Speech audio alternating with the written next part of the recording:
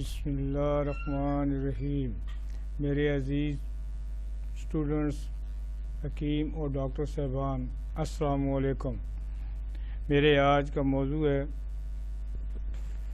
Sugar کے اوپر میں نے آلریڈی پہلے بھی لیکچر دیا ہوا ہے۔ مجھے ایک ڈاکٹر صاحبان نے، جو بلکہ 2-4 ڈاکٹر صاحبان نے فون پہ بتایا کہ ڈاکٹر صاحب اس کا علاج آپ نے نہیں بتایا۔ میرے دوستو، علاج کے لیے آپ کے پاس بے شمار ڈاکٹر موجود ہیں۔ میں نے تو آپ کو ایک ایسی چیزیں بتائی تھی اس کے اندر جنہیں آپ سن کے اپنا علاج خود کر سکتے ہیں۔ آپ اس پہ غور و فکر نہیں کیا، جس کی وجہ سے آپ کو اس میں علاج محسوس نہیں کر سکے۔ وہاں پہ میں نے مختصراً یہ بتایا تھا کہ شوگر کہتے کس کو ہیں، یعنی حکمت کی روح سے یا ہومیوپیتھک کی روح سے شوگر کس کو کہتے ہیں۔ ایک تو وہ ہے نا جو ایلوپیتھک والے کہتے ہیں، ایک وہ ہے جو ہومیوپیتھک والے اور حکمت والے کہتے ہیں۔ ہمارے کس دور میں جب تحقیق ہوئی یا ہومیوپیتھک کے اندر جب جستجو ہوئی، ادویات کی تلاش کا سلسلہ شروع ہوا اور ان کے علاج کے سلسلہ شروع ہوا، تو اس وقت یہ لیبارٹریز وغیرہ نہیں تھی۔ جو آج کا دور ہے یہ والا دور نہیں تھا۔ جن ڈاکٹر صاحبان نے وہاں تحقیقات کی، انہوں نے خود اپنے جسم کو لیبارٹری بنایا، اپنے جسم کو پیش کیا، اور پیش کرنے کے بعد جو سائنس سینٹم یا علامات سامنے آئیں انہوں نے وہ درج فرمائی۔ تو دوستو، کہنے کا مطلب یہ ہے کہ میں نے سامنے آپ کے نظر آ رہا ہے شوگر، تو اس کے اندر جب ہم ہومیوپیتھک کے اندر آئیں گے، یا جو آج کل میں نے جو تجدید ہومیوپیتھک لکھی ہے اس کے اندر جب آپ آئیں گے تو سب سے پہلے اعصابی شوگر کو آپ کو اس طرح چیک کریں گے جیسے یہ سامنے لکھا ہوا ہے۔ اس کے اندر جو اعصابی تشخیصی فارمولہ ہے وہ تمام وہ ڈاکٹر صاحبان اور حکیم صاحبان کو زبانی یاد ہوتا ہے۔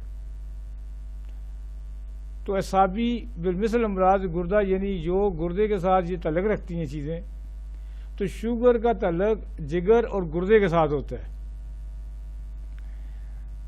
لیکن کیونکہ یہاں پہ پرانی سسٹم کے اندر یہ ہمیشہ یاد رکھیے گا، گردے کے ساتھ ہم شوگر کا تعلق بیان قائم کرتے ہیں،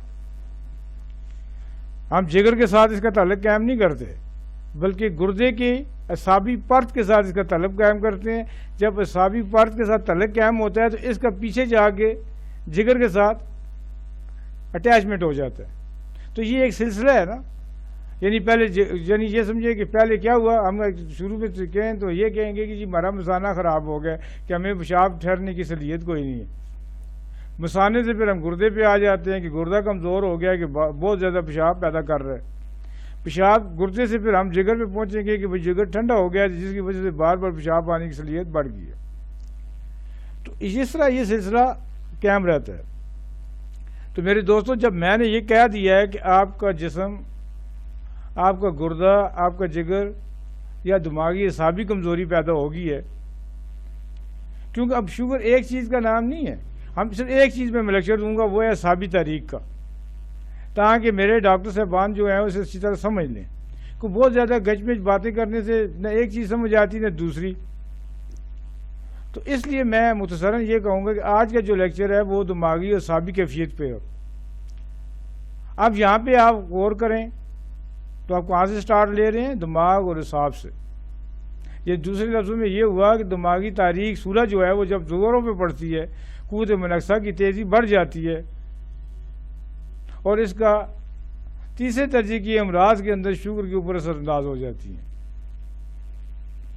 شوگر بذات خود انجیری بیماری ہے، یعنی یہ کہ آپ کے گلینڈز جو ہوتے ہیں وہ کمزور ہو جاتے ہیں، اس کے اندر وہ شوگر کو کنٹرول نہیں کر سکتے، جذب نہیں کر سکتے، یا قوت ماسیہ اور جاذبہ جو ہوتی ہے وہ کم ہو جاتی ہے گردوں کی۔ تو دوستو، جیسے یہ لکھا ہوا ہے، یہ پہلی لائنیں میرے نیو اسٹوڈنٹس جو ہیں ان کے لیے ہیں کہ اس فارمولے کو اچھی طرح سمجھ لیں تاکہ وہ جب شوگر کا پیشنٹس آیا تو اسی فارمولے کے تحت وہ دوائیاں دے سکتے ہیں. آگے پیچھے وہ کچھ نہیں کر سکتے.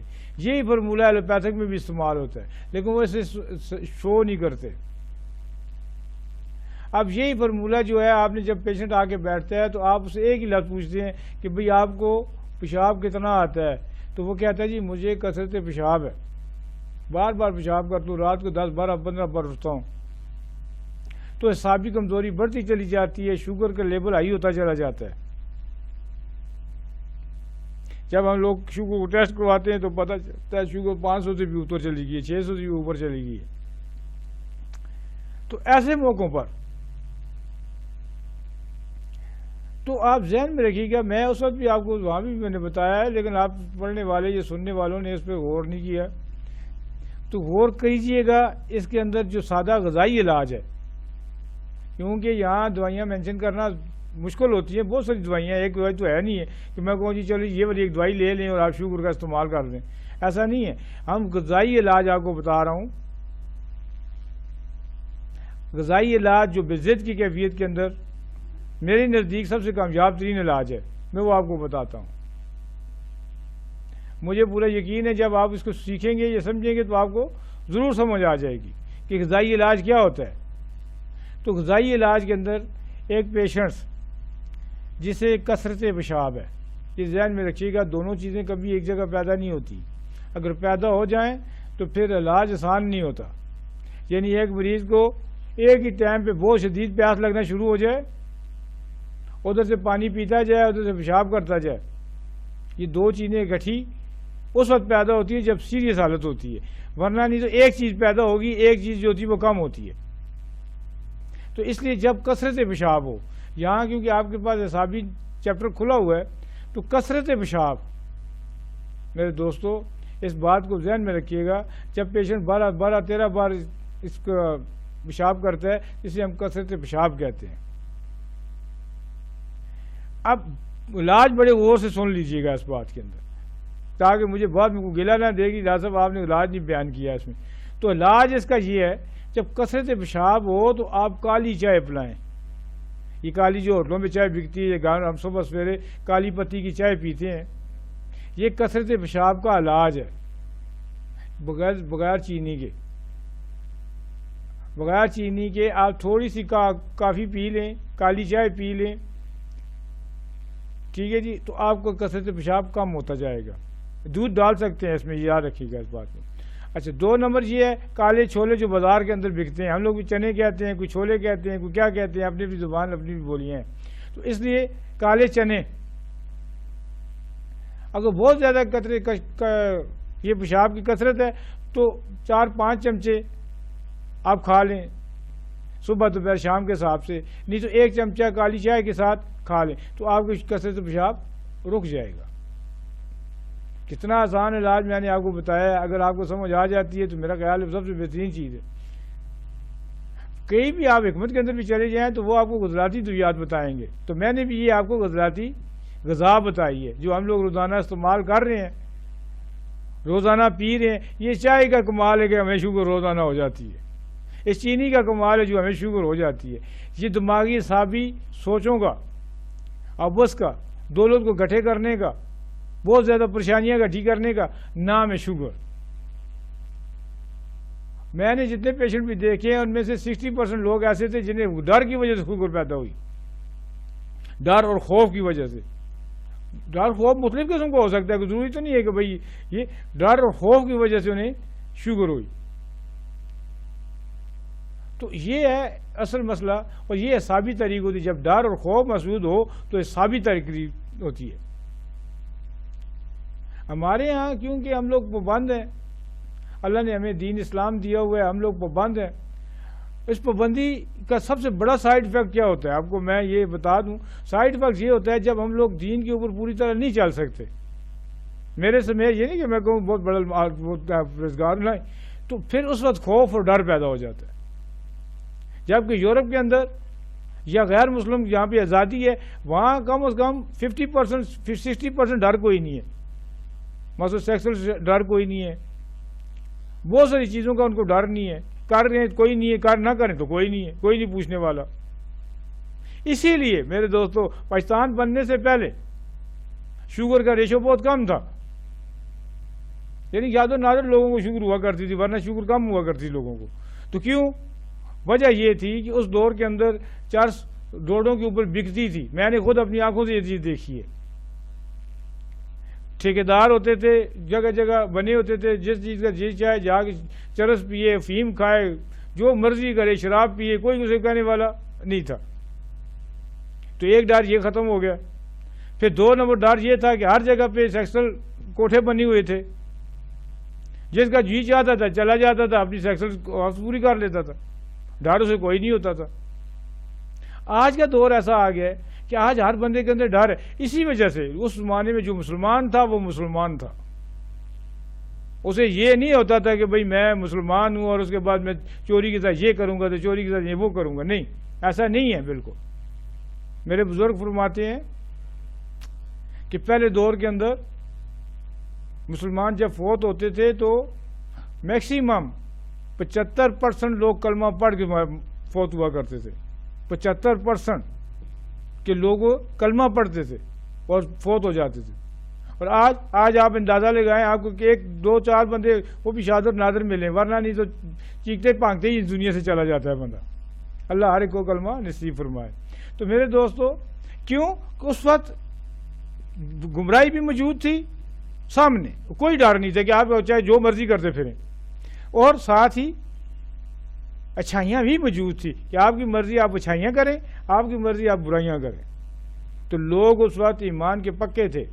آج ایمان بہت زیادہ ہے لیکن ایمان کے کچے لوگ ہیں، جس کی وجہ یہ ہے کہ ایسی بیہودہ قسم کی بیماریاں جو شوگر کی یہاں پہ چلتی ہیں یہ پیدا ہو رہی ہیں. اور یہ سب سے پہلے دماغ اور اعصاب کو کھانے والی بیماری ہے. آپ کا دماغ اور اعصاب یہ دونوں کمزور ہوتے چلے جاتے ہیں. اسی لیے لوگ کہتے ہیں کہ سیکسل پیشنٹ سے ہوتا ہے، شوگر کا پیشنٹ ہو سیکسی طور پہ بیکار ہو جاتا ہے، کیونکہ اس کا دماغ اور اعصاب ہی کام نہیں کرتا. تو وہ کرے گا کیا؟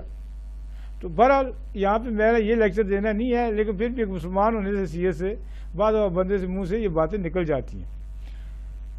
تو میرے دوستو میں اس سے آگے آپ کو بتا دے تو یہ باقی آپ پڑھ لیجئے گا، یا میرا یہ کتابچے یا کتاب منگوا کے پڑھ لیجئے گا جیسے آپ کی مرضی.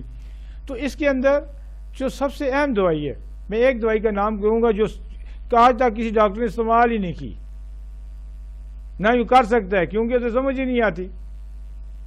کلاچیکم. کلاچیکم ایک بہترین دوائی ہے ہڈیوں کے درد کے لیے. تو میرے دوستو جب ہم لوگ کلاچیکم کا نام لیتے ہیں تو یہ کلاچیکم سب سے بہترین دوائی سمجھ جاتی ہے. تو آپ کو یہ بتا دوں کہ کلاچیکم جب آبی صفراوی تحریک تیز ہو جاتی ہے تو شوگر کی زیادتی ہو جاتی ہے. یہ ان میں رکھیے گا، جسم کے اندر جب آبی صفراوی تحریک تیز ہو جاتی ہے تو شوگر کی زیادتی ہو جاتی ہے. پہلے تو میں نے آپ کو غذائی علاج کے طور پہ بتایا نا، اب آپ کو کیمیکل کے حساب سے بتاتا ہوں کہ اندر جسمانی طور پہ کیا ہوتا ہے. اور بادی ریائی تحریک سست ہو کے یورک ایسڈ پیشاب میں کم ہو جاتا ہے.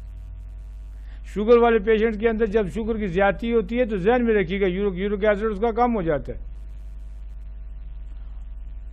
اور یورک ایسڈ کی کمی کی وجہ سے شوگر کی زیادتی ہو جاتی ہے. اور جب بادی یا غذاتی یا ریائی تحریک تیز ہو جاتی ہے تو یورک ایسڈ کی زیادتی ہو جاتی ہے اور شوگر پیشاب میں کم آ جاتی ہے. یہ جو میں آپ کے سامنے بتا رہا ہوں یہ سمجھے کہ آپ کے لیے انمول تحفہ ہے، خاص کر ڈاکٹر صاحبان کے لیے. جب شوگر کی زیادتی ہو تو آبی صفراوی تحریک یا بلڈ شوگر تیز ہو جاتی ہے، اس کو ہم 30 پوٹنسی میں دیں. یہ کلاچیکم کو 30 پوٹنسی میں دیں تو یہ کام کرے گی. اور شوگر کی جب کمی ہو جائے تو اس کو آپ کیو شکل میں دیں، کیونکہ اس بار یورک ایسڈ کی زیادتی کو یہ کم کر دیتی ہے.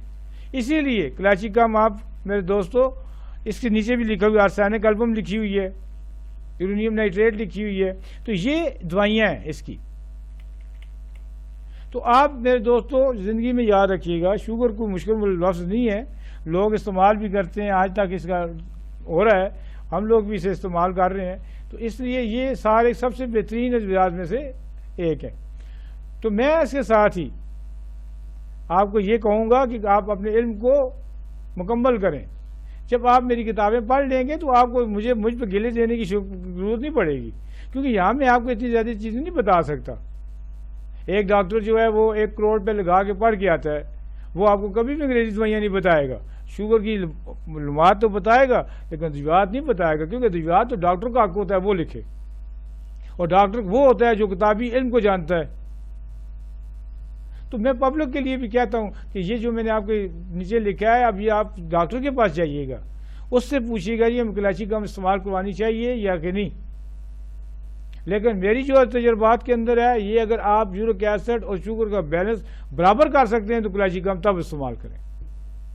اگر نہیں برابر کر سکتے تو ذہن میں رکھیے گا جب کثرت پیشاب ہو تو آپ کالی چائے، کالے چھولے وغیرہ وغیرہ استعمال کر کے اپنا فائدہ اٹھا سکتے ہیں اس سے. اب آ جاتی ہے جی اس کی غضلاتی شوگر. اب یہ 3 قسم کی شوگر ہے، ذہن میں رکھیے گا، ایک قسم کی شوگر نہیں ہے. یہ عام طور سے جو بازار کے اندر چلتی ہے، یہ لوگ زیادہ جس میں مبتلا مرض ہوتے ہیں وہ اعصابی شوگر ہوتی ہے جو دماغ اور اعصاب کے ساتھ تعلق رکھتی ہے. لیکن 2 شوگر دوسری بھی ہیں جنہیں ہم غضلاتی اور غدی شوگر کہتے ہیں. انشاءاللہ اس کے لیے میں دوبارہ آپ کو لیکچر دوں گا اور مجھے امید ہے کہ وہ انشاءاللہ ضرور آپ سنیں گے. میں اس کے ساتھ ہی آپ سے اجازت چاہتا ہوں. اللہ حافظ.